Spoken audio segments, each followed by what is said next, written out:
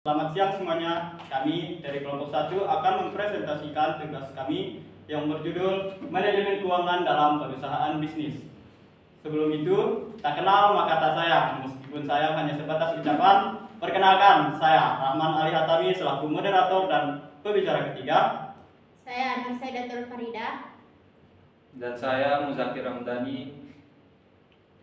Untuk itu, langsung saja kita ke tema pertama yang akan dipresentasikan oleh pembicara pertama. Subtema pertama, apa saja peran keuangan dalam perusahaan bisnis? Peran keuangan berperan menyusun rencana penggunaan dana perusahaan baik jangka pendek maupun jangka panjang. Contohnya, perencanaan anggaran operasional, pengembangan aplikasi, dan pemasaran digital. Apa saja peran manajer keuangan dalam perusahaan bisnis?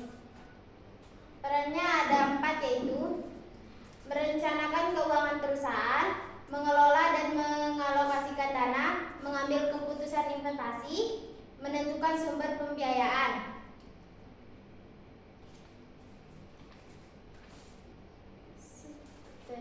Subtema 2. Analisis penggunaan dana dalam sebuah perusahaan.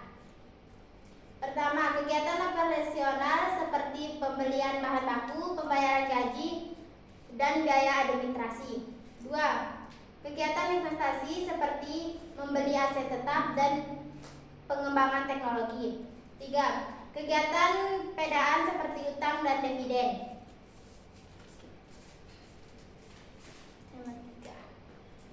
Apa itu pembiayaan jangka pendek?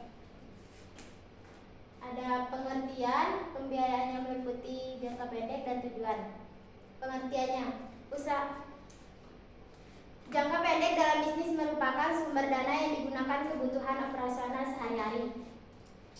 Terus pembiayaannya, usaha jangka pendek, utang dagang, wesel bayar, kredit bank, dan fasilitas cerukan atau overdraft. Tujuannya, menjaga kelancaran arus kas, mendukung aktivitas produksi dan penjualan, serta mengatasi kekurangan dana sementara. Dan yang selanjutnya, analisis pembiayaan jangka panjang dalam bisnis. Jadi pembiayaan jangka panjang itu yang dipakai dalam waktu yang lama, biasanya lebih dari 1 tahun. Ini bukan buat kebutuhan sehari-hari, tapi untuk hal-hal besar dalam bisnis. Contohnya kayak beli mesin produksi, bangun gudang, dan atau buka cabang baru. Kenapa harus pakai pembiayaan jangka panjang? Karena kebutuhan kayak gitu nggak mungkin dibayar sekaligus pakai uang cash. Jadi perusahaan pilih nyicil jangka waktu lama biar uang tetap aman. Nah, menganalisis penggunaannya ada beberapa hal yang harus diperhatikan. Yang pertama, apakah dana itu benar-benar dipakai untuk investasi jangka panjang?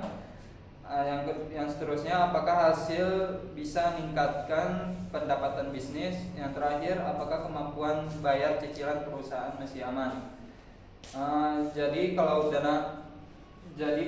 pembiayaan jangka panjang, kalau dipakai secara betul, dampaknya pasti kelihatan positif. Bisnis bisa berkembang, kapasitas produksi naik, dan daya saing makin kuat.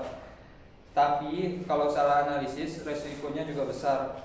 Beban untung jadi berat, arus kas terganggu, dan bisnis bisa menjadi berantakan. Jadi kesimpulannya, pembiayaan jangka panjang itu penting buat pertumbuhan bisnis, tapi harus dianalisis dengan matang biar bukan jadi beban, justru jadi modal untuk naik level.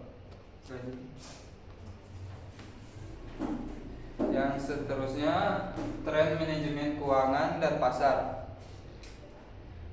Jadi tren itu simpelnya pola perubahan yang sering muncul dan berulang dari waktu ke waktu. Dalam manajemen keuangan, tren yang sering kita lihat itu misalnya perubahan perusahaan makin fokus mengatur arus kas, yang seterusnya pemakaian teknologi keuangan atau financial teknologi, dan seterusnya pengelolaan anggaran yang lebih efisien dan terkontrol.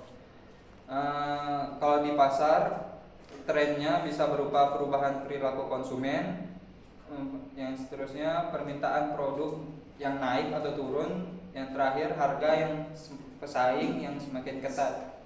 Kenapa harus mengidentifikasi tren? Karena kalau bisnis paham tren, mereka bisa antisipasi resiko, lihat peluang, dan nggak ketinggalan zaman. Kalau trennya dianalisis dengan betul, bisnis bisa contohnya menganalisis strategi keuangan, yang kedua menentukan harga dan produk yang tepat, yang ketiga mengambil keputusan investasi yang lebih aman. Tapi kalau tren dibiarkan, bisa jadi salah satu langkah kalah saing dan bahkan rugi. Jadi kesimpulannya, mengidentifikasi tren dan manajemen keuangan dan pasar itu penting supaya bisnis tetap relevan, kompetitif, dan berkelanjutan di tengah perubahan zaman. Selanjutnya ada sekuritas. Sekuritas itu adalah suatu instrumen keuangan yang menunjukkan kepemilikan, utang, atau hak atas suatu aset. Contohnya, kalian beli saham di suatu perusahaan. Nah, nanti perusahaan akan memberikan kalian surat yang berisi tulisan saya memiliki hak atas perusahaan ini sebesar 50% misalnya, tergantung dari kesepakatan yang berlaku. Nah, terus sekuritas ini bisa dijual di mana? Jadi, sekuritas ini bisa dijual di pasar saham yang akan dibeli oleh para perusahaan, namun melalui perantara, yaitu perusahaan sekuritas. Selanjutnya ada investasi. Investasi itu adalah penanaman modal saat ini dengan harapan untuk bisa berkembang di masa selanjutnya. Investasi memiliki beberapa jenis, yaitu berdasarkan instrumen, seperti contohnya saham, obligasi, dan reksadana. Kemudian ada berdasarkan jangka dan waktu. Oke, sekarang kita bahas studi kasusnya. Manajemen keuangan PT Garuda Indonesia Persero Tbk pernah mengalami masalah serius di tahun 2020 dalam manajemen keuangan akibat tingginya gaya operasional, utang jangka panjang yang besar, serta penurunan pendapatan. Kondisi ini diperparah oleh penurunan jumlah penumpang yang berdampak pada arus kas perusahaan. Untuk mengatasi masalah tersebut, manajemen melakukan restrukturisasi keuangan dengan mengalokasikan ulang utang, mengurangi biaya operasional, serta meningkatkan efisiensi penggunaan dana. Perusahaan juga fokus pada pengelolaan arus kas dan strategi pendanaan agar mempertahankan keberlangsungan bisnis.